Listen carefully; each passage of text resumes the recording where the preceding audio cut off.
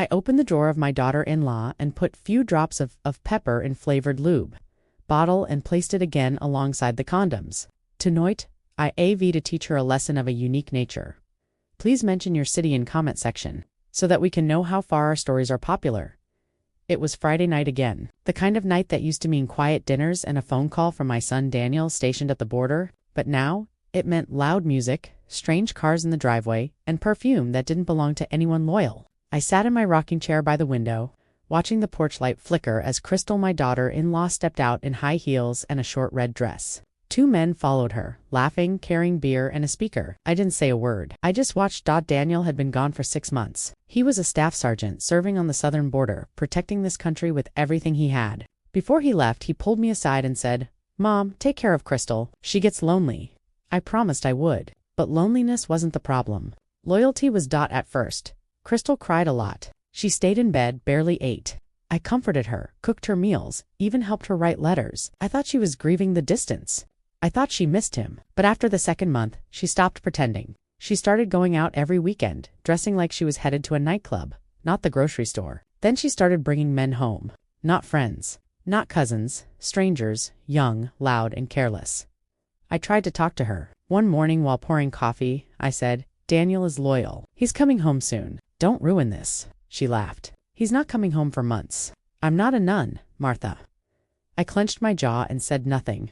I didn't believe in shouting. I believed in watching and remembering. The parties grew louder. Crystal would blast music in the guest room, giggling with her guests while I sat in my own room, reading or knitting. Sometimes I'd hear footsteps in the hallway, doors opening and closing, whispers and moans. I never confronted her again. I just waited. One Sunday morning, Crystal left for the market. I decided to clean the guest room, not out of kindness, out of curiosity. The room smelled like cologne and cheap wine. Clothes were scattered on the floor. The bedsheets were tangled and stained. I opened the drawer beside the bed and found what I was looking for. Condoms, flavored lubes, a motel receipt dated last Friday, room 200 for 2 hours, paid in cash. I stared at the items for a long time. My hands didn't shake. My heart didn't race. I just felt cold, like something inside me had turned to ice. I picked up the lube bottle, unscrewed the cap, and walked to the kitchen. In the drawer beside the sink was my pepper spray, small, black, and powerful. I'd kept it since the break-in 5 years ago. I twisted off the nozzle and added a few drops into the lube. Not enough to kill, just enough to burn. I returned the bottle to the drawer, placed everything back exactly as it was, and left the room. That night, Crystal came home with another man. I didn't recognize him. Tall, tan, wearing a leather jacket and sunglasses at night. They laughed as they walked past me. Crystal didn't even say hello. I sat in my room, waiting. I didn't read. I didn't knit. I just listened.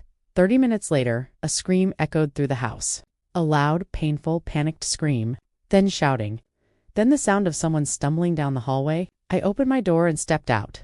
The man was half-dressed, clutching his pants, eyes red and watering. "What the hell was that?" he shouted. "It burns." Crystal followed him, confused and angry. "What are you talking about?" He pointed at her. "That stuff you gave Mitt's poison." She looked stunned. "I didn't do anything." I stood at the end of the hallway, calm and quiet. "Is everything all right?" I asked. The man glared at me, then stormed out of the house, slamming the door behind him. Crystal turned to me, eyes wide.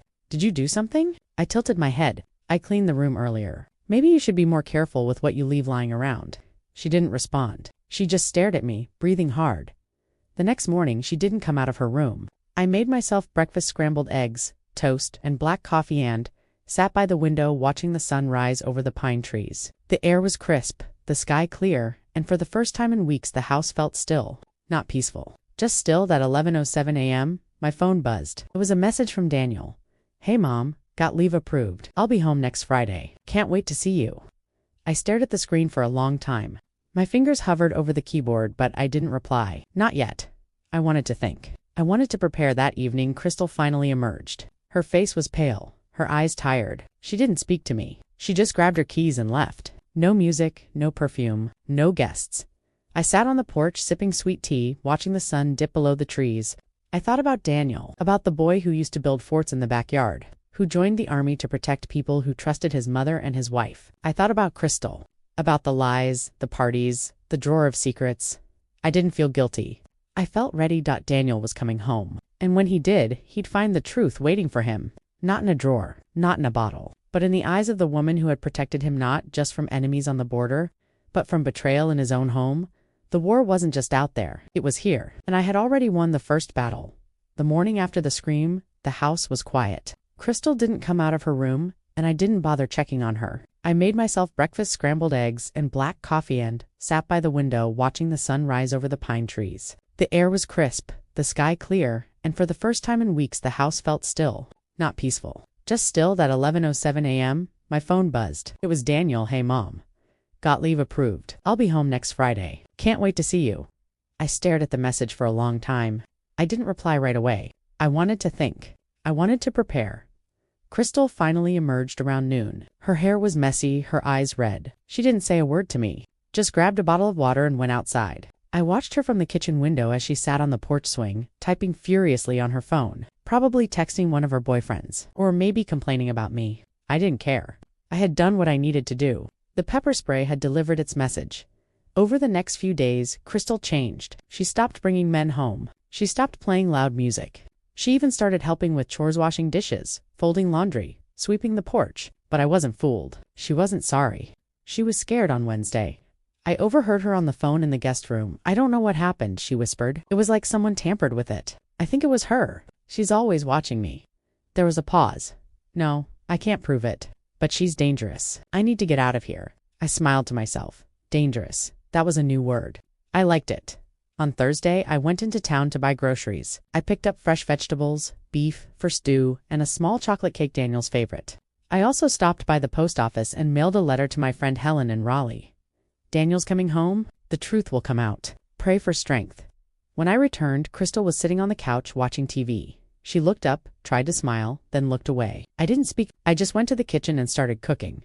Friday arrived like a storm cloud. I woke up early, cleaned the house, set the table, and simmered the stew. I wore my best cardigan, brushed my hair, and put on a touch of lipstick. I wanted to look strong. Not broken. At 4:15 p.m., a car pulled into the driveway. I stepped onto the porch and watched as Daniel climbed out. Duffel bag slung over his shoulder, uniform crisp and clean. He looked tired but happy, Mom, he called out. I walked down the steps and hugged him tightly. Welcome home, soldier. Crystal appeared at the door, smiling nervously. Hey, babe, she said. I missed you. Daniel hugged her briefly, then turned back to me. Everything okay here? I nodded. We've been waiting for you. Dinner was quiet. Daniel ate heartily, complimenting the stew and cake. Crystal picked at her food, glancing at me every few minutes. I kept my eyes on Daniel, asking about his deployment, his team, his plans. He talked about the heat, the long nights, the border patrols, but he also talked about coming home, about rebuilding. After dinner, Daniel unpacked in his room. Crystal went to take a shower. I sat in the living room sipping tea, waiting. 20 minutes later, Daniel walked in holding a small piece of paper. Mom, he said, why is there a motel receipt in the drawer? I looked up slowly. Room 200 for 2 hours. Paid in cash? His face darkened. It's dated last Friday. I nodded. She wasn't at the market. He sat down staring at the receipt. I trusted her. I know, I said. I warned her. She didn't listen. Crystal walked in, towel wrapped around her head. She saw the receipt in Daniel's hand and froze. What's that? She asked. You tell me, Daniel said. Her face twisted. You're going through my things now. He didn't go through anything, I said. I found it while cleaning. You left it there. Crystal turned to Daniel. She's lying. She's been trying to ruin us since you left. Daniel looked at me. Is that true? I didn't blink. I've been trying to protect you. Crystal's voice rose. She's crazy. She put something in the lube. One of my friends got hurt.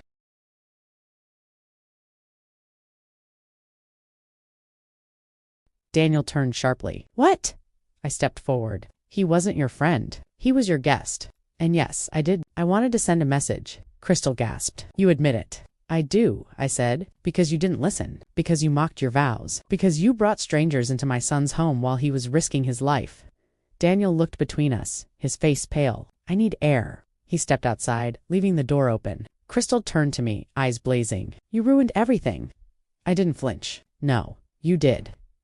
She stormed off to her room, slamming the door. I sat back down, my hands steady. I didn't feel victorious. I felt honest. An hour later, Daniel returned. He sat beside me, silent. I don't know what to do, he said. You already know, I replied. You just need to accept it. He nodded slowly. I'll talk to a lawyer. I placed a hand on his shoulder. I'm proud of you. That night, the house was quiet again. No music, no laughter, Just the sound of my son sleeping in his own bed, and me, his mother, who had fought her own war and won. The morning after Daniel found the motel receipt, the house felt heavier than ever. The silence wasn't peaceful, it was thick like fog. I made coffee and sat at the kitchen table, waiting for the day to begin. I knew what was coming. Crystal hadn't spoken a word since the night before. She stayed locked in her room, probably hoping Daniel would forget what he saw. But my son wasn't a fool. He'd seen enough. Daniel came into the kitchen around 9, dressed in jeans and a plain tee. He looked tired but focused. He poured himself coffee and sat across from me. "I didn't sleep much," he said. "I didn't expect you to," I replied. He stared into his mug. "I keep thinking, maybe I missed something. Maybe I should have seen it earlier." "You were busy protecting the country," I said. "You trusted her. That's not weakness. That's love." He nodded slowly. "I want to talk to her. I need to hear it from her mouth." I didn't try to stop him. I just stood up and said, "I'll be in the garden." I spent the next hour pulling weeds and trimming the roses. The sun was warm and the soil smelled rich. It was the only place that felt honest. I didn't hear their conversation, but I saw it through the window. Daniel sat on the couch, calm but firm. Crystal paced, cried, shouted, then collapsed into silence. She tried to touch him. He pulled away. When he came outside, his face was pale. She admitted it, he said. She said she was lonely, that she needed attention, that I abandoned her. I wiped my hands on my apron. "You didn't abandon her. You served your country. She abandoned you." He nodded. "I told her I want a divorce." I didn't say anything. I just hugged him. Later that day, Daniel packed a few things and drove to town. He wanted space. I understood. I stayed behind, folding laundry and tidying up. Crystal wandered the house like a ghost, her phone glued to her hand. I noticed she was texting constantly, whispering into the phone, pacing the hallway that night. I heard her crying in her room, loud, dramatic sobs. I didn't go in. I didn't comfort her. I just sat in my own room reading a book and listening. On Monday, Daniel returned with boxes and started packing more of his things. He didn't speak to Crystal. He barely looked at her. I helped him, handing him shirts, folding uniforms, sealing boxes with tape. Crystal watched from the doorway. "You're really leaving?" Daniel didn't answer. "You're choosing her over me." He turned slowly. "I'm choosing peace." Her face twisted. "You'll regret this." He didn't respond. He picked up a box and walked out. That evening, I sat on the porch sipping tea. Crystal joined me uninvited. "You think you've won," she said. I didn't look at her. "This isn't a game." She leaned against the railing. "You poisoned me." "I warned you," I said. "You didn't listen." She laughed bitterly. "You're just a bitter old woman and you're a selfish child." Her eyes narrowed. "I could report you. What you did was illegal." "Go ahead," I said. "I have a journal. Dates, names, receipts. I've documented everything." She didn't speak. She just stared at me, then walked away. On Tuesday, Daniel met with his lawyer again. Crystal received the divorce papers that afternoon. She screamed when she read them, throwing the envelope across the room. I didn't react. I just kept knitting. She stormed into the living room. "You're ruining my life. You did that yourself." "I loved him." "Then you should have acted like it." She burst into tears and ran to her room. That night, Daniel sat with me on the porch. The air was cool, the stars bright. "I don't know what happens next," he said. "You heal," I replied. "You rebuild." He nodded. "I feel like I failed." "You didn't," I said. "You trusted someone who didn't deserve it. That's not failure. That's love." He looked at me. "You saved me." "I protected you," I said. "Like any mother would." The next morning, Crystal packed her things and left. She didn't say goodbye. She didn't apologize. She just slammed the door and drove away. Daniel watched from the window. "She's gone." Good. The house felt lighter, cleaner, safer. Daniel spent the rest of the week fixing the fence, repainting the porch, and cooking with me. We laughed, shared stories, and slowly began to heal. On Sunday, I received a letter from Helen in Raleigh. I saw the news. "You're brave. You're strong. You're an example." I folded the letter and placed it in my journal. That evening, I sat by the fireplace knitting a scarf for Daniel. He sat beside me reading a book. The war was over. Not the one at the border. The one at home, and I had one not with violence, but with truth. It had been a week since Crystal slammed the door and drove away. The house was quiet again, and Daniel had moved most of his things to a small apartment near the base. He still came by every Sunday for dinner, bringing Scout, his golden retriever, and helping me with the garden. We were healing, slowly, quietly. Then, one rainy afternoon, I heard a knock at the door. I opened it to find a police officer standing on the porch, his uniform soaked and his face serious. "Mrs. Jennings?" he asked. "Yes," I said, calm as ever. "I need to speak with you about a complaint filed against you." I didn't flinch. "Come in." He stepped inside, dripping water onto the rug. I offered him a towel, which he politely declined. The complaint was filed by Crystal Jennings. He said, "She claims you tampered with personal items in her room, specifically a bottle of lubricant, which allegedly caused physical harm to a guest." I nodded. "I see. She also claims you kept a journal documenting her private activities, which she says is harassment." I walked to the bookshelf and pulled out the journal. "This is the record," I said. "Dates, times, names. I kept it for my son. He was being betrayed in his own home." The officer flipped through the pages. "This is thorough." "I'm a retired teacher," I said. "I believe in documentation." He smiled faintly. "I can tell." After reviewing the entries, he closed the journal and handed it back. "There's no law against keeping notes. As for the pepper spray, unless she has medical records proving injury, it's her word against yours." "I understand," I said. "I'll file the report," he said, "but I don't expect it to go anywhere. Would you like some tea?" I asked. He declined again and left. I stood at the window watching the rain fall. I wasn't surprised. Crystal had always been the type to strike back when things didn't go her way. But I wasn't afraid. I had faced worse. I had survived betrayal, humiliation, and heartbreak. This was just noise. That evening, Daniel came over for dinner. I told him about the visit. "She's desperate," he said. "She wants attention. She wants revenge," I replied. Daniel sighed. "I wish I could erase her from my life." "You can't," I said, "but you can outlive her." The next day, I received a letter in the mail. It was from Crystal's lawyer. A formal notice accusing me of intentional harm, emotional abuse, and invasion of privacy. I read it slowly, then placed it in a folder labeled Crystal. I didn't panic. I didn't cry. I called my own lawyer, Mr. Granger, the same man who had helped Daniel with the divorce. "She's bluffing," Granger said. "There's no case, but we'll respond formally." "I want this done right," I said. Granger drafted a response, citing the lack of evidence, the documented behavior, and the fact that Crystal had been living in my home, rent-free. He included copies of the journal entries and Daniel's statement. The reply was firm, respectful, and final. Crystal didn't respond, but she wasn't done. 2 days later, I received a call from Helen in Raleigh. "I saw something online," she said. "Crystal posted about you." I opened my laptop and searched Crystal's name. I found a long post on a social media site filled with accusations. "My ex's mother poisoned me. She's a bitter old woman who spies on people and ruins lives. I'm speaking out because no one else will." The post had dozens of comments. Some supported Crystal. Others questioned her story. A few defended me, calling me brave and protective. I didn't reply, I didn't post. I printed the page and added it to the folder. Daniel came over that night furious. "She's trying to destroy your name," he said. "She's trying to stay relevant," I replied. Daniel paced the kitchen. "I want to post something. I want to tell people what she did." "No," I said. "Let her scream into the wind. We'll stay quiet." "You're stronger than I am," he said. "I've had more practice," I said. The next week, Crystal's post faded. People moved on. The comments stopped. The attention died, but I didn't forget. I decided to write a letter not to Crystal, to myself. "You did what you had to do. You protected your son. You defended your home.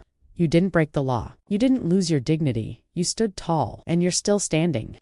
I placed the letter in my journal. Spring arrived early that year. The garden bloomed. The birds returned. Daniel adopted a dog, a golden retriever named Scout. He brought him over every weekend, and I spoiled him with treats and belly rubs. One afternoon, I received a call from a local community center. They were hosting a panel on family loyalty and betrayal and wanted me to speak. "I'm not a speaker," I said. "You're a survivor," the woman replied. I agreed. I stood before a small crowd, holding my journal, and told my story. I spoke about Daniel, about Crystal, about the drawer, the pepper spray, the scream. I spoke about the police visit, the lawyer's letter, the online post. I didn't cry. I didn't tremble. I spoke like a teacher, calm, clear, honest. When I finished, the room was silent. Then someone clapped, then another. Then everyone after the event. A young woman approached me. "My mother went through something similar," she said. "She didn't fight back. I wish she had." I smiled. It's never too late. That night, I sat on the porch with Scout at my feet and Daniel beside me. "You're famous now," Daniel joked. "I'm just old," I replied. "You're wise," he said. I looked at the stars. "I'm tired, but I'm proud."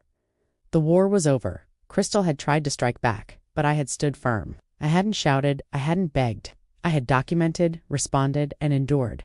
And now, I was free. I never expected my story to leave Iron County. I never planned to become anything more than a mother who stood her ground. But after the community center talk, something shifted. People started reaching out.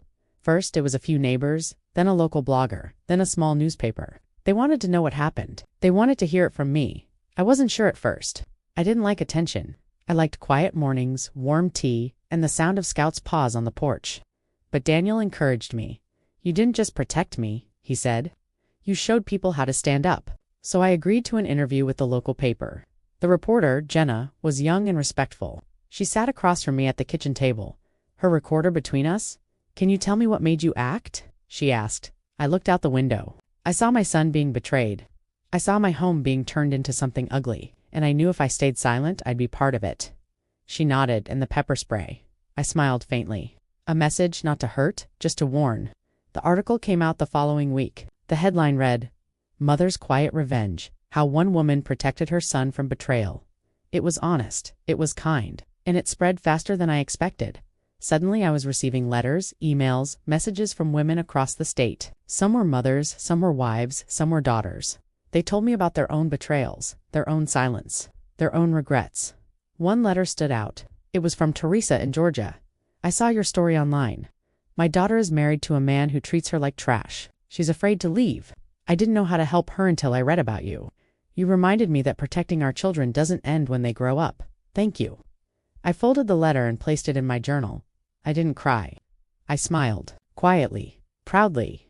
Daniel came by that evening with Scout and a box of chocolate muffins. He read the letter and hugged me. "You're helping people," he said. "I'm just telling the truth," I replied. A few weeks later, I got a call from a producer at a regional TV station in Charlotte. They were filming a segment on everyday heroes and wanted to feature me. "I'm not a hero," I said. "You're a symbol," the producer replied, "of strength, of loyalty, of justice." I agreed. Reluctantly, they filmed the interview in my living room. I wore my favorite blue cardigan, brushed my hair neatly, and sat in my rocking chair with Scout curled up beside me. The crew asked about Daniel, about Crystal, about the drawer, the pepper spray, the police visit. I answered every question honestly, calmly, without drama. "I didn't do it for fame," I said. "I did it because my son deserved better, because truth matters." The segment aired the following week. It was short, just 7 minutes, but powerful. Viewers responded immediately. More letters, more calls, even an invitation to speak at a military family conference in Raleigh. Daniel watched the segment with me. When it ended, he turned to me and said, "You're changing lives." I smiled. I'm just old enough not to care what people think. At the conference, I stood before a crowd of over 200 people, soldiers, spouses, parents. I held my journal in one hand and a microphone in the other. I spoke about betrayal, about silence, about the moment I found the drawer and knew I had to act. "I didn't want revenge," I said. "I wanted protection. I wanted my son to come home to a place that hadn't been poisoned by lies." The audience was silent. Then someone stood and clapped. Then another. Then everyone. After the speech, a young soldier approached me. "My mom died last year," he said. "She would have loved you." I hugged him. "She's still with you," I whispered. Back in Iron County, my life returned to its quiet rhythm.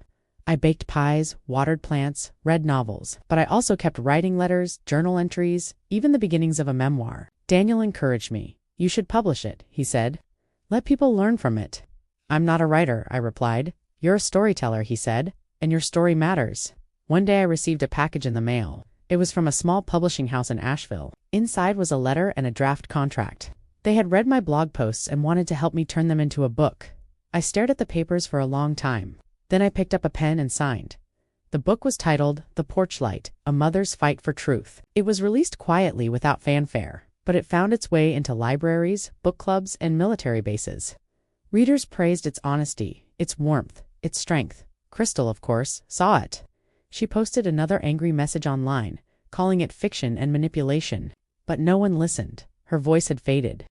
Mine had grown. One evening, I sat on the porch with Daniel and Scout. The sun was setting, casting golden light across the yard. "You've come a long way," Daniel said.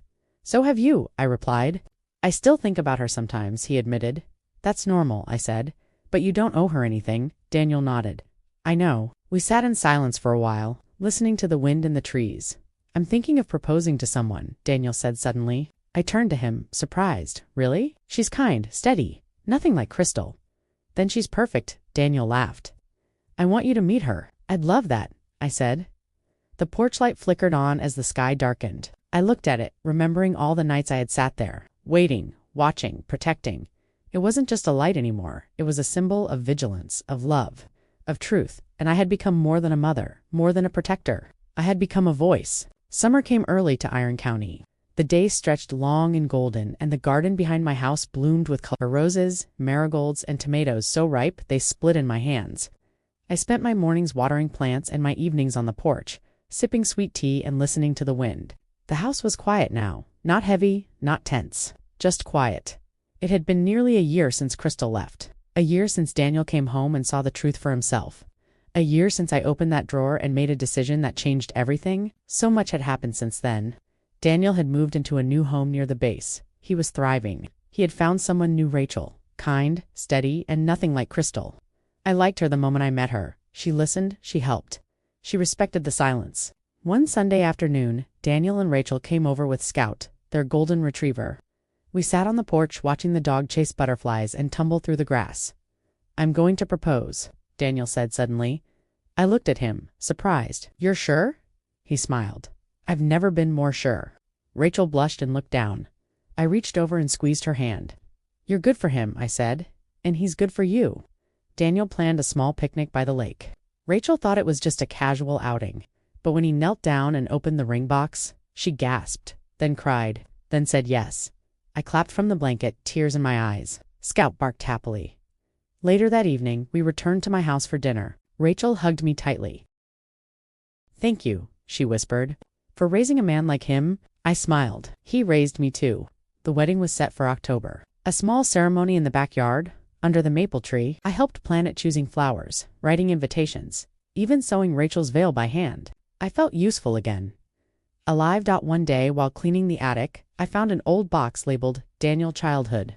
Inside were drawings, report cards, birthday cards, and a small wooden toy soldier. I held it in my hands, remembering the boy who used to build forts out of pillows and say, "I'll protect you, Mom."